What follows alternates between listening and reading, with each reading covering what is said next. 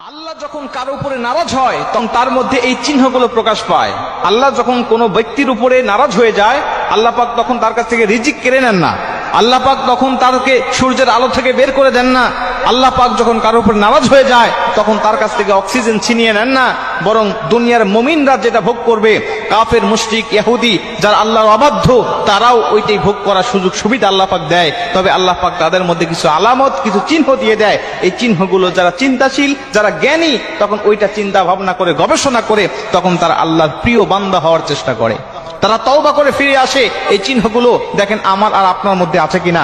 যদি থাকে তাহলে এখনই ব্যাক করতে হতে হবে, এখনই আমাদেরকে ফিরে আসতে হবে, এখনই তওবা করে ভালো হয়ে আল্লাহকে সন্তুষ্ট করা, আল্লাহকে খুশি করার চিন্তা ভাবনা আপনার অন্তরের মধ্যে লালন করতে হবে। আল্লাহ রাসূল সাল্লাল্লাহু আলাইহি সাল্লাম বলেন, আল্লাহ পাক যখন কোনো ব্যক্তির উপরে নারাজ হয়ে যায় তখন আল্লাহ রাব্বুল আলামিন ওই ব্যক্তিকে ভালো মন্দ বোঝার ক্ষমতা হারিয়ে দেয়। কোনটা পাপ কোনটা পুণ্য এইটা বোঝার ক্ষমতা হারিয়ে দেয়। মানে পাপ করলেও তার মধ্যে কোনো অনুশোচনা আসে না, ভালো করলেও, পুণ্যের কাজ করলেও তার মধ্যে কোনো ভালো লাগা কাজ করে না। খতামাল্লাহু আলা কুলুবিহিম ওয়া আলা সামঈহিম ওয়া আলা আবসারিহিম গিশাওয়া। আল্লাহ পাক বলেন, তাকে আমি মোহর মেরে দিই তার অন্তরের মধ্যে, কলবের মধ্যে কোনটা ভালো কোনটা মন্দ সে বুঝতে পারে না। এরপরে আমি আল্লাহ পাক ওয়া আলা সামঈহিম, তার বোধ শক্তির উপরে, তার শ্রবণ শক্তির উপরে আমি আল্লাহ পাক কি করে মোহর মেরে দেই। ওয়া আলা আবসারিহিম গিশাওয়া, এবং আমি আল্লাহ পাক তার চোখের পর্দার উপরে, চোখের উপরে পর্দা দিয়ে দেই। সে যেন ভালো দেখলেও বুঝতে পারে না, খারাপ দেখলেও বুঝতে পারে না। দেখেন আপনি, অনেক মানুষ আছেন পাপ করতেছে, পুণ্য করতেছে, কোন রকম কোন অনুশোচনা নাই, একবার বার পাপ করে যাচ্ছে, কোনো অনুশোচনা নাই, তওবা করার চিন্তা মাথায় আসে না, একই পাপ বার করে যাচ্ছে, তার মধ্যে কোনো অনুশোচনা নাই। আল্লাহ রাসূল বলেন, তখন বুঝে নিও ওই ব্যক্তির উপরে আল্লাহ পাক বড় নারাজ অবস্থায় আছে, বড় রাগান্বিত অবস্থায় আছে, ও ব্যক্তির উপরে আল্লাহর রহমত নাই। মুসলমান ভাইরা রে আমার, শুধুমাত্র তাই নয়, 2 নম্বরে আল্লাহ নবী বলে দিয়েছেন, যখন কোনো ব্যক্তির উপরে আল্লাহ নারাজ হয় তখন 2য় নম্বর লক্ষণ তোমরা দেখতে পারবে, ওই ব্যক্তির ইবাদতের স্বাদ নষ্ট হয়ে যাবে। ব্যক্তি ইবাদত করবে কিন্তু কোনো মজা পাবে না। নামাজে দাঁড়াবে, নামাজ পড়লে আগে যেমন মজা পেত, এই সময় তখন আর ওই রকম মজা পায় না। নামাজ, রোজা, হজ, যাকাত, যত ইবাদত বন্দেগী সে করবে, নামাজের মধ্যে, ইবাদতের মধ্যে আগে আলাদা একটা মজা পাইতো, এখন ওই মজাটা আল্লাহ পাক তার কাছ থেকে ছিনিয়ে নিয়েছে।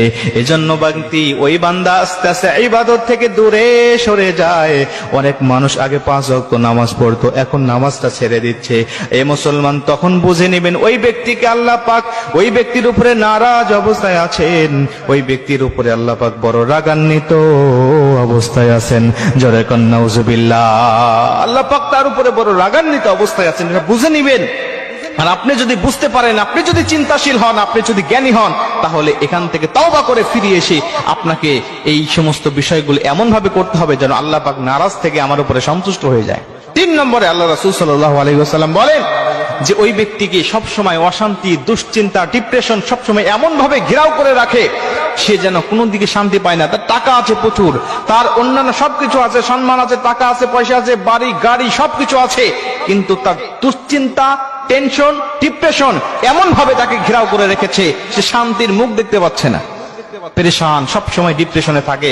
4 নম্বরে ইবাদত থেকে আল্লাহ পাক তাকে সবসময় দূরে রাখার চেষ্টা করেন। ওই ব্যক্তিকে ইবাদত থেকে আল্লাহ পাক দূরে রাখেন।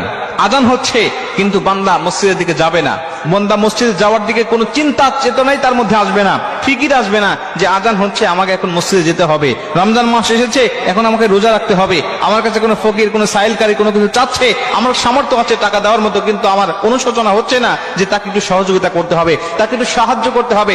এরকম অনুশোচনা, এরকম কোন ভালো কাজ আমার মধ্যে আল্লাহ পাক করতে দিবেন না।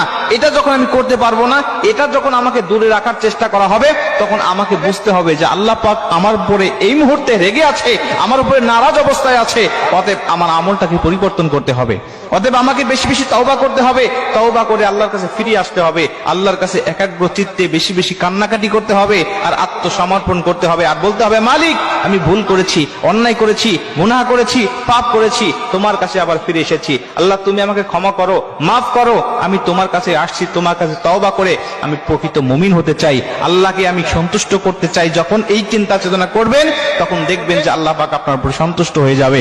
আর আল্লাহ যদি আপনার উপর সন্তুষ্ট হয়ে যায়, আল্লাহ রাসূল বলেন কোন ব্যক্তির উপরে আল্লাহ সন্তুষ্ট হলেই ওই বান্দার ঠিকানা যদি থাকে জাহান্নামে, আল্লাহ মুহূর্তের মধ্যে কেটে দিয়ে ওই ব্যক্তির ঠিকানা আল্লাহ পাক জান্নাতে করে দেয়। এজন্য সব সময় আমাদেরকে চিন্তা থাকতে হবে আল্লাহকে খুশি করা, আল্লাহকে অবশ্যই রাজি খুশি রাখা। তাহলে দুনিয়াতেও আমি শান্তিতে থাকতে পারবো, কল্যাণে থাকতে পারবো, পরকালেও আমার জন্য কল্যাণময় হবে। আল্লাহ পাক আমাদের সবাইকে আল্লাহ পাককে খুশি